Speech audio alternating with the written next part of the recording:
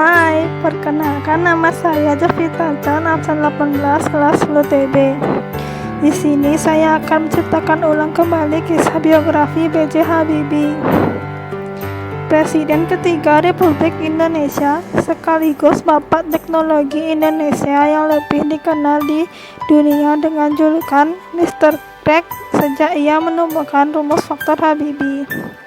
Selain itu, B.J. Habibie juga dikenal sebagai Bapak Demokrasi Indonesia karena ia membawa angin segar atas disahkannya kebebasan pers di Indonesia.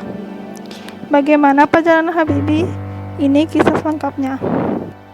B.J. Habibie lahir pada tanggal 25 Juni 1936 di kota Parepare, Sulawesi Selatan. Ayah Habibie seorang ahli pertanian dan ibunya adalah seorang dokter spesialis mata. B.J. Habibie saat kecil adalah pribadi yang sangat suka menyendiri dan hobi membaca buku. Ia sangat aktif bertanya karena Habibie mempunyai rasa ingin tahu yang sangat tinggi. Saat kecil, panggilan akrab di antara keluarga dan teman bukanlah Habibie, melainkan Rudi. Habibie pertama kali bertemu dengan Ainun kecil pada saat bermain kelereng dengan kakaknya. Ayah Habibie meninggal pada saat Habibie berusia 14 tahun. Habibie sekolah di SMA yang sama dengan Ainun. Karena kedua-duanya bersama-sama murid yang pintar, maka guru SMA dan temannya suka menyertakannya. Pada usia 18 tahun, Habibie berkuliah di ITB hanya 1 semester saja. Sedangkan Ainun muda berkuliah di Fakultas Kedokteran Universitas Indonesia. 1 tahun kemudian, Habibie berangkat ke Jerman untuk berkuliah di salah satu perguruan tinggi terbaik di Jerman, yaitu RWTH Aachen, atas biaya ibunya sendiri. Saat menjalani kuliah di Jerman, Habibie juga aktif berorganisasi. Ia juga pernah menjadi ketua Perhimpunan Pelajar Indonesia atau PPI. Pada usia 24 tahun, Habibie lulus S1 dan langsung melanjutkan pendidikan hingga ke jenjang S3. 1 tahun kemudian, ia harus kembali ke Indonesia untuk menikah dengan Ainun di Bandung. Mereka kemudian menetap di Jerman. Di usia 26 tahun, anak pertama yang bernama Ilham pun lahir.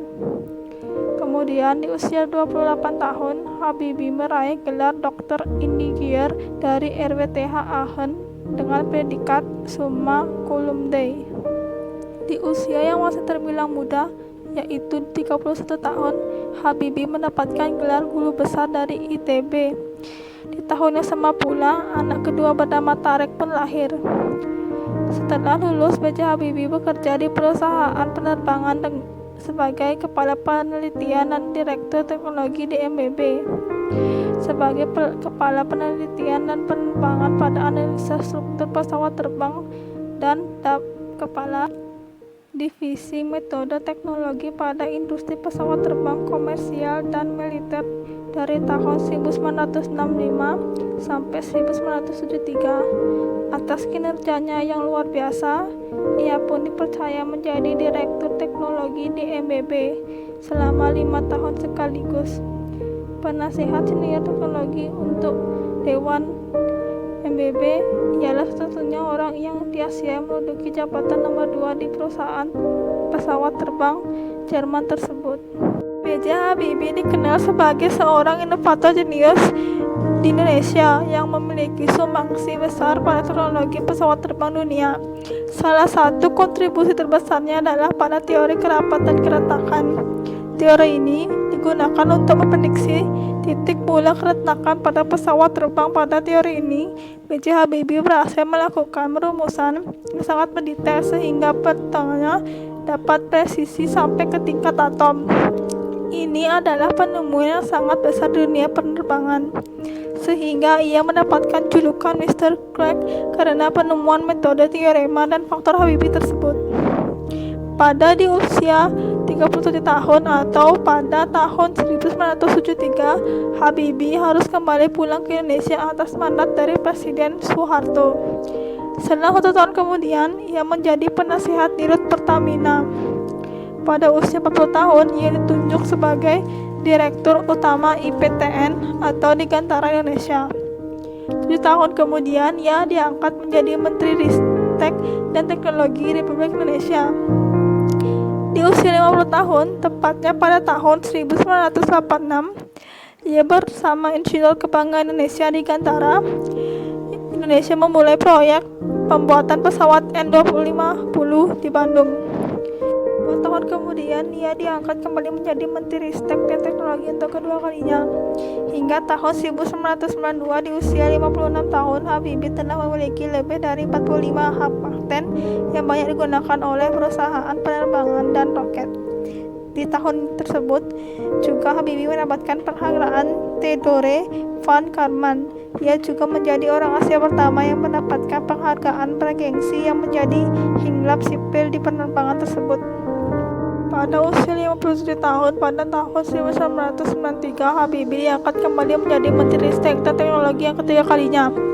2 tahun kemudian, ia memimpin uji coba pesawat N250 dan sukses terbang di langit Nusantara. Namun pesawat tersebut harus menunggu sertifikat layak terbang untuk dapat digunakan secara komersial termasuk diperdagangkan.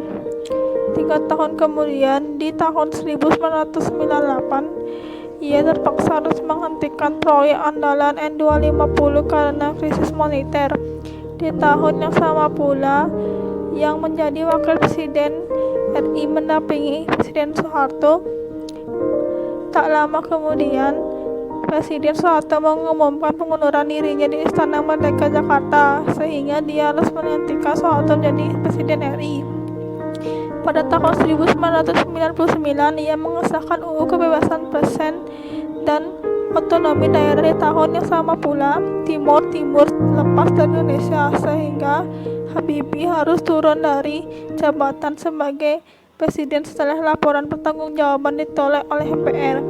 B.J. Habibie menjadi Presiden Republik Indonesia dengan masa jabatan terpendek yaitu 1 tahun 4 bulan. Pada tahun 2010, Ainun meninggal setelah berjuang melawan kanker ovarium stadium 4. Habibie sempat menderita psikomatik malignant, yaitu suatu kondisi gangguan fisiologi yang disebabkan oleh rasa sakit kehilangan orang terkasih, sehingga salah satu solusi atau obat yang ia pilih adalah menulis buku diary. Habibie rutin berziarah ke makam Ainun setiap hari selama 100 hari dan juga setelahnya. Pada tahun 2012, kisah cintanya diabadikan sebuah film berjudul Habibie dan Ainun yang sukses diperankan Desa Rahadian dan Bunga Citra Lestari. B.J. Habibie meninggal di usia 83 tahun, tepatnya tanggal 11 September 2019 di Jakarta. Ia dimakamkan tepat di sebelah makam Ainun. B.J. Habibie mengajarkan kita bahwa keberhasilan bukanlah milik orang yang pintar, tapi milik mereka yang sentiasa berusaha.